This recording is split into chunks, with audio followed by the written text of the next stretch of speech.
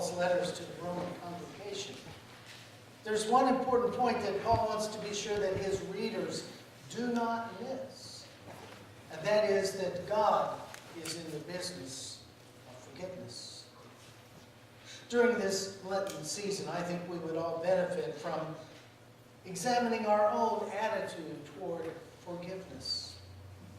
Not only our need to receive it, but also why we so often fail to practice it. Lately, as I listen to all the political debates surrounding illegal aliens and people who are arrested for various crimes, I'm often surprised by people who are so quick to rush to judgment. I wonder about the attitude toward grace and forgiveness that most people seem to have. Why is it, for instance, that when someone is caught breaking the law or does something that has hurt us or one of our family members, we are quick to call for justice and immediately pick up a stone? But then how things change when we or a family member are the ones who get caught breaking the law or doing something that harms another person. When that happens, it is then that we cry out for forgiveness and pardon instead of justice, isn't it? Therefore, we should all be very glad that God is in the business of forgiveness.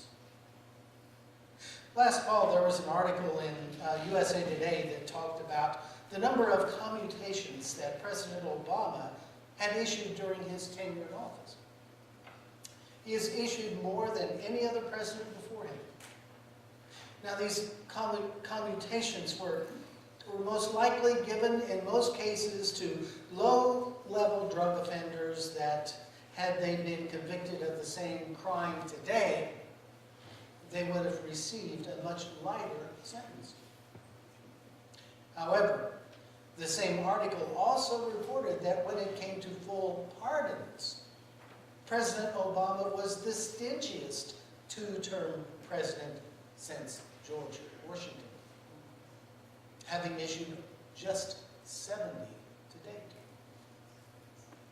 Now, I didn't know the difference between a commutation and a pardon until I looked up and read about it. But there is a difference. A commutation actually shortens the sentence of a convicted criminal, but does not imply innocence and does not expunge their records. It merely sets them free. They don't have to fulfill the whole sentence. They are let out of that responsibility. While a pardon also does not imply innocence, it does grant full legal forgiveness and restore the offender's civil rights and sets aside any and all ongoing penalties related to their sentences. The term pardon is also used frequently, though, in theological discussions.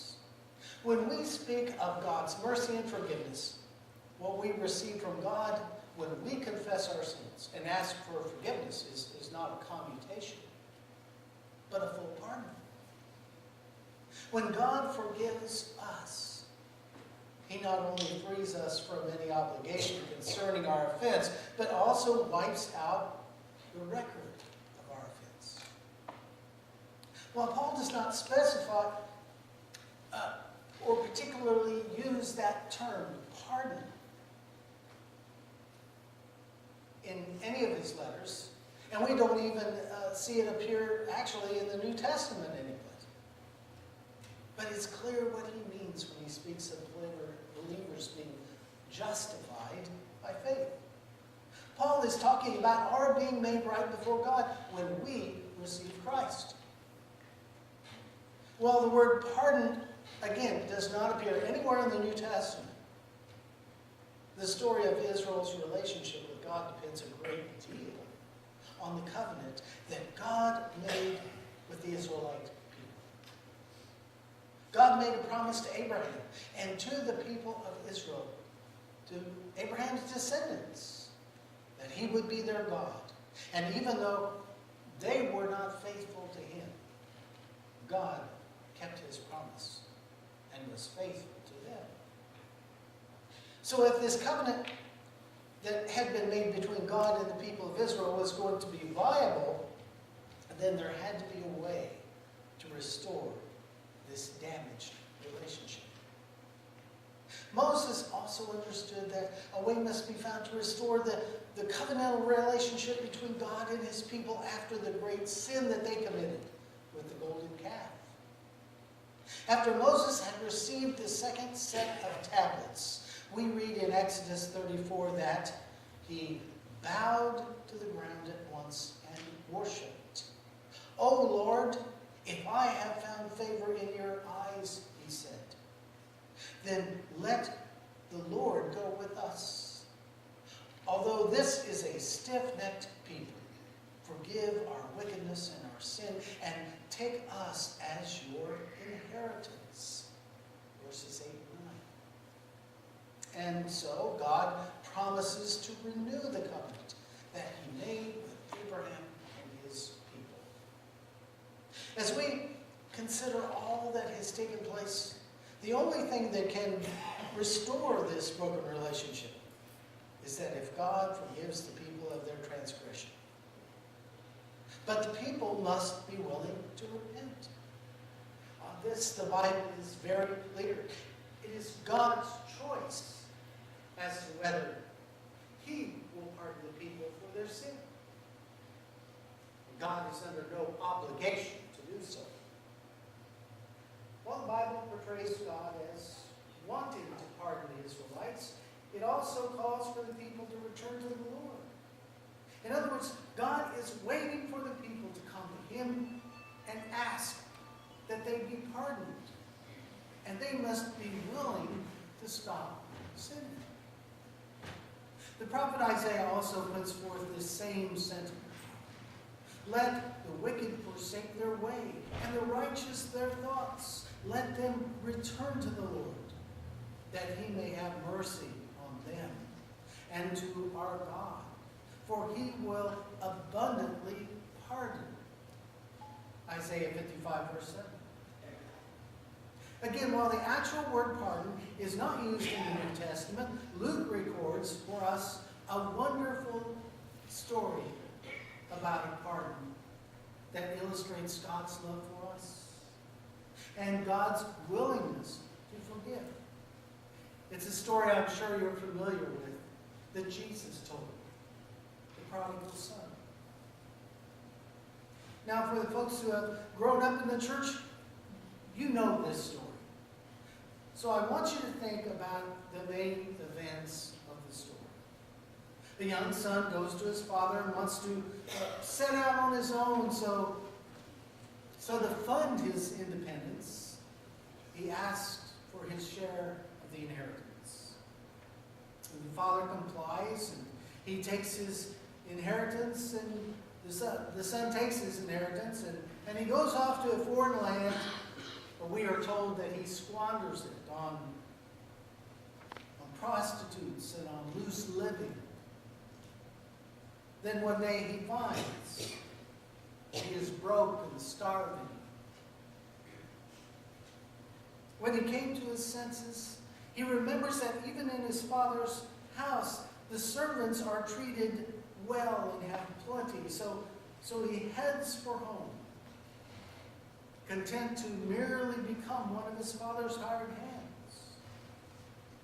But while he was still at a distance from his home, his father sees him coming down the road and runs out to meet him, welcoming him home. And then we read that his father restores him to the family and gives him unconditional forgiveness. Or we could say, a full pardon. Now we know there's a lot more to this story, but this is all we need for now, because I have a question for you. his son receive his pardon? When he arrived home and felt his father's embrace? Or was it when he acknowledged his dire circumstances and his selfish behavior? Was it when his father met him on the road? Or when he felt the full weight of his sin and then made the decision to go home and ask for forgiveness? Luke 15:17 tells us that he came to himself. He thought about what he had done and how he had selfishly squandered his inheritance. And before he could accept the pardon, he had to admit to himself, I have sinned. Verse 18. It was at the point of his confession that he knew he must try to seek forgiveness. And when he had returned home and his father acted to restore him as his son, as a member of the family, that is when he knew he had truly received a full pardon. The Bible clearly states that all have sinned, that we have all fallen short of God's standard. The prophet Isaiah knew this instinctively when he wrote, all we like sheep have gone astray and turned to our own way. Isaiah 53:6. Paul also makes this very clear earlier in his letter when he writes in chapter 3, for all have sinned and fall short of the glory of God.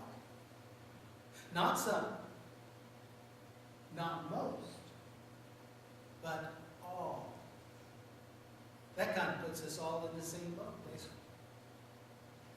Now, this isn't a very popular view in the world today in our politically correct society, where we are told that all people are basically good and it's only their bad circumstances that causes them to behave badly. We are also told that all ideas are equal, that there is no such thing as absolute truth, and that the doctrine of inclusiveness trumps all other views.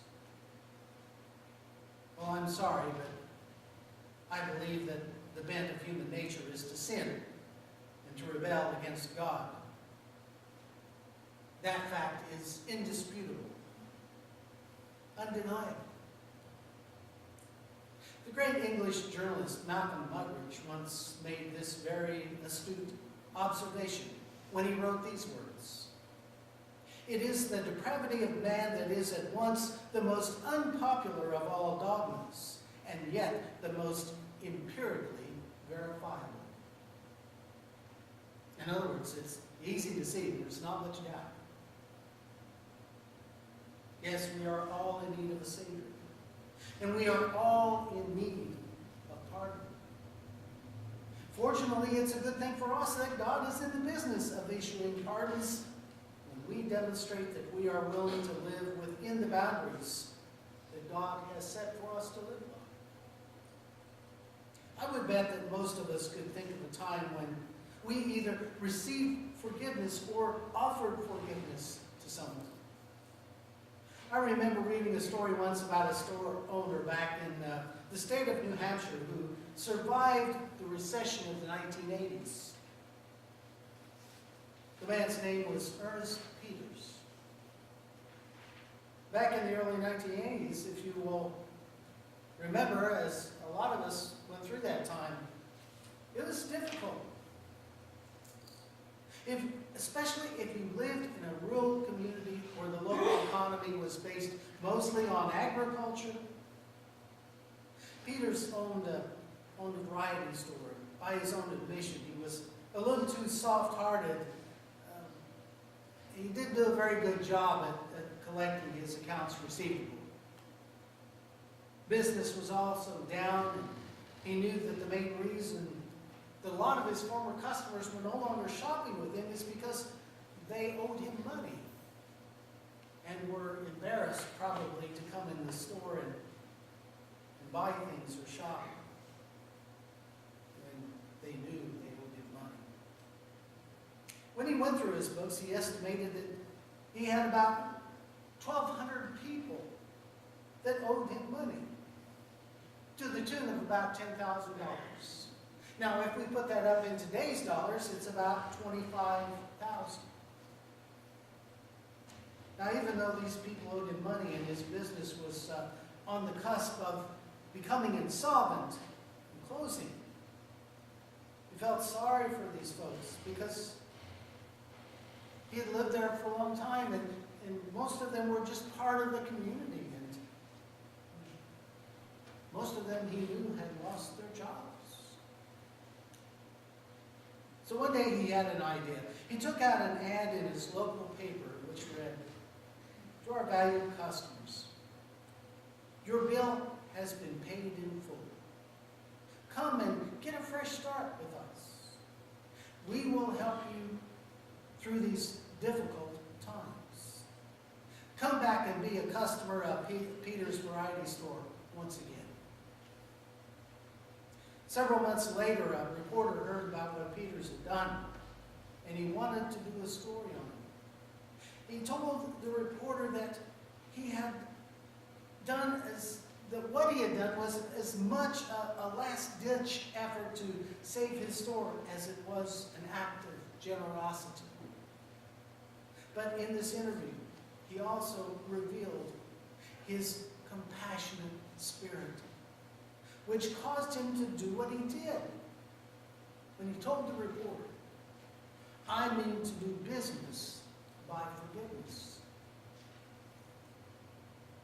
Isn't it great that we have a God who also does business by forgiveness? As Paul states in today's lesson, not only is this so, but we also boast in God through our Lord Jesus Christ. Through him we have now received reconciliation. Verse 11.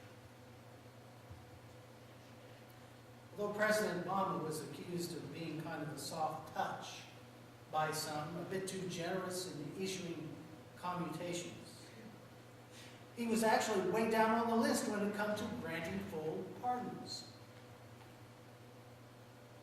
FDR, Franklin Delano Roosevelt, was by far the most generous and granted more pardons than any other president in history. Now, part of that, true, was due to the fact that he had a longer tenure in office than any other president because of the war. However, it was clear he also practiced a forgiving spirit. But when it comes to generosity in issuing pardons, there is no one that even comes close to God's record. Come to God with a sincere heart, sorry for what you have done, and God will grant you a full pardon and restore you to a right relationship with him.